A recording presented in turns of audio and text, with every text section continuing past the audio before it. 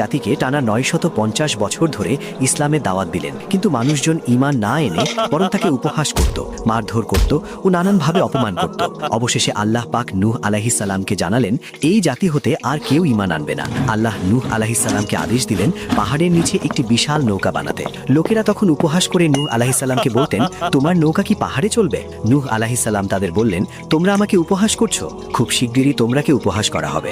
একদিন মহান আল্লাহর প্রতিশ্রুত সময় এসে গেল। পৃথিবী ফেটে পানি বের হলো, আকাশ উন্মুক্ত হয়ে বৃষ্টি নামলো, বিশাল ঢেউ সকল নাস্তিকদেরকে গ্রাস করতে শুরু করলো। আল্লাহ নূহ আলাইহিস সালামকে বললেন, প্রতিটি প্রাণীর জোড়া জোড়া এবং ঈমানদারদেরকে নৌকায় তুলে নাও। এমন সময় তার নিজের ছেলে নৌকায় না উঠে কাফিরদের সাথে পাহাড়ে উঠতে চাইল, আর এক বিশাল ঢেউ এসে তাকে ডুবিয়ে নিল। শেষ পর্যন্ত সব কাফের জাতি প্লাবনে ডুবে গেল।